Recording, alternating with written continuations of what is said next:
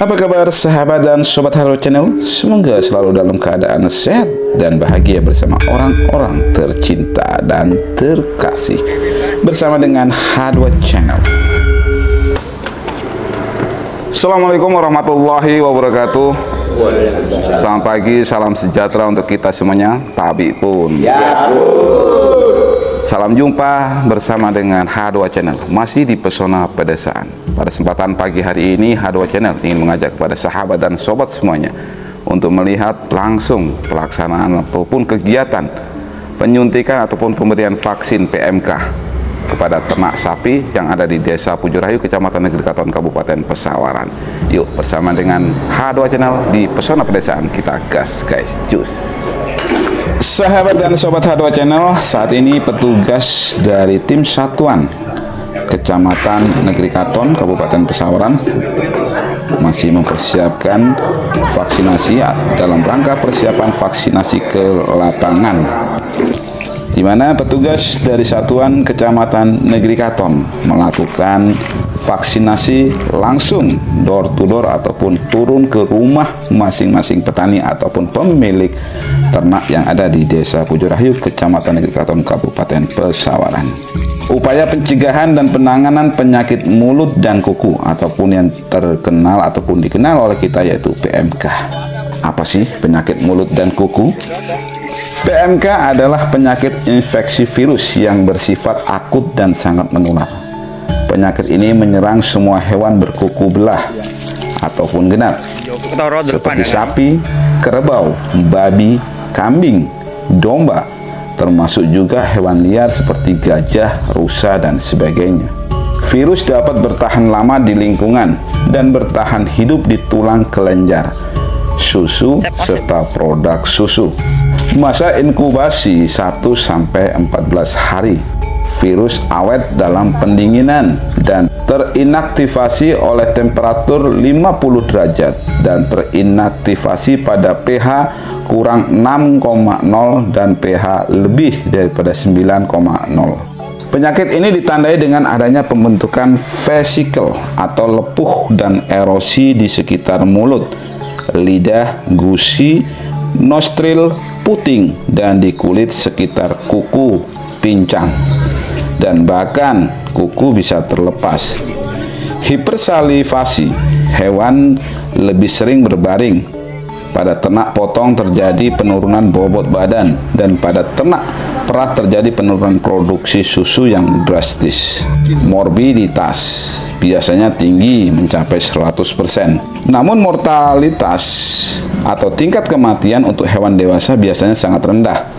Akan tetapi pada hewan muda bisa mencapai 50%. PMK disebut juga sebagai airborne disease karena sangat kecilnya virus ini mampu menyebar cepat dengan bantuan angin sampai ratusan kilometer. Penyakit mulut dan kuku tidak ditularkan ke manusia karena bukan penyakit zoonosis, sehingga daging dan susu aman untuk dikonsumsi. Daging dan susu sapi yang dikonsumsi harus dengan pengolahan yang sempurna. Pengolahan ini penting demi mematikan virus yang terdapat di dagingnya, sehingga bisa dianalisir masuk ke tubuh manusia. Ini yang harus dipahami masyarakat, bahwa tidak perlu takut mengkonsumsi daging dan susu. Tapi harus diperhatikan pengolahan daging dan susu dengan benar sehingga virus menjadi inaktif.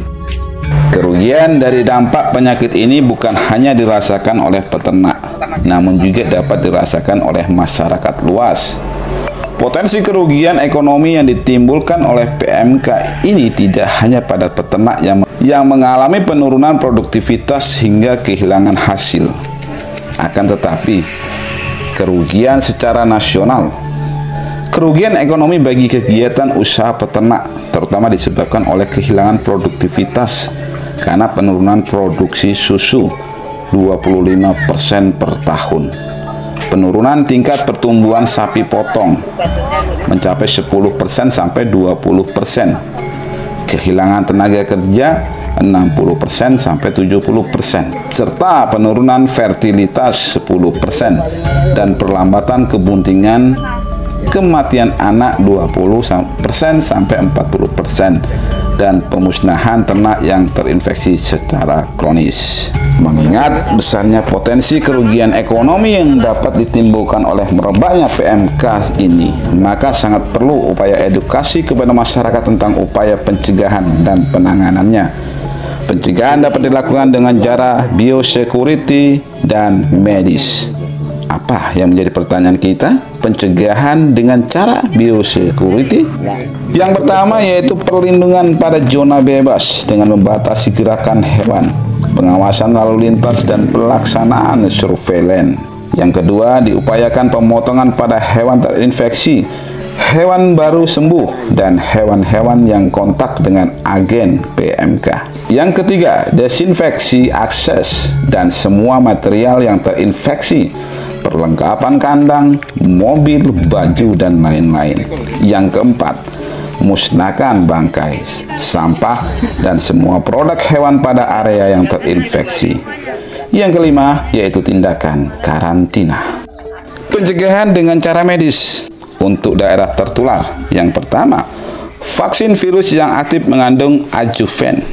Yang kedua, kekebalan 6 bulan setelah 2 kali pemberian vaksin. Sebagian tergantung pada antigen yang berhubungan antara vaksin dan strain yang sedang mewabah. Untuk daerah bebas, yang pertama, pengawasan lalu lintas ternak. Yang kedua, pelarangan pemasukan ternak dari daerah tertular.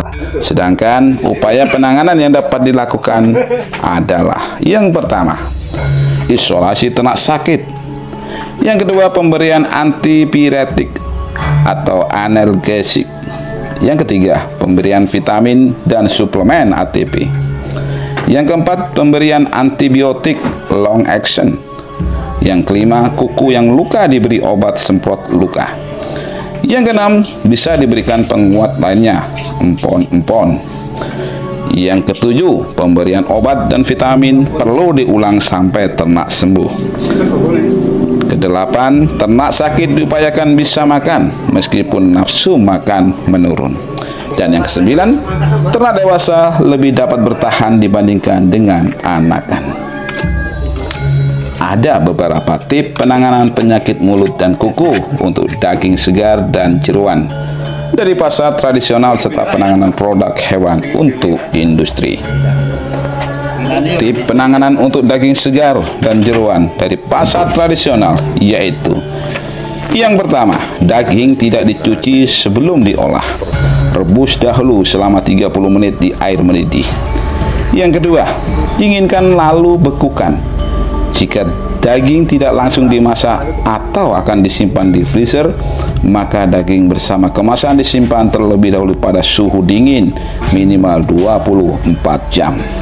Yang ketiga, pastikan memilih jeroan yang sudah direbus, atau jika jeroan masih mentah, rebus dahulu dalam air mendidih selama 30 menit sebelum disimpan di kulkas atau diolah.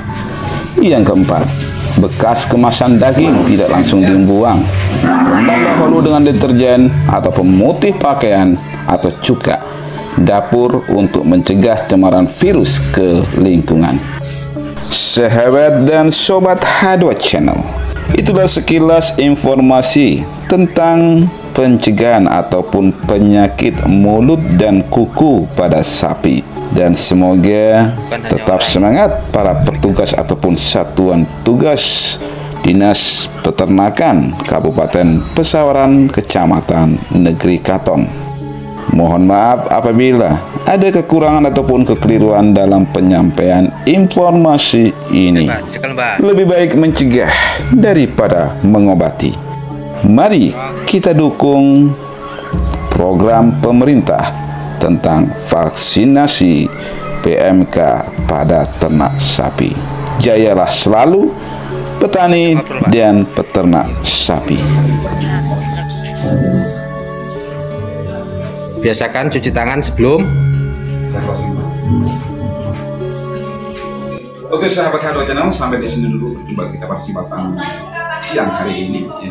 Kemudian tadi pelaksanaan ataupun kegiatan penyuntikan pemberian vaksin pada ternak sapi. Kita akan berjumpa kembali di waktu dan kesempatan masih di Pesona Pedesaan bersama dengan Hado Channel. Assalamualaikum warahmatullahi wabarakatuh. Bye bye. Pak, kok di belakang sih, Pak?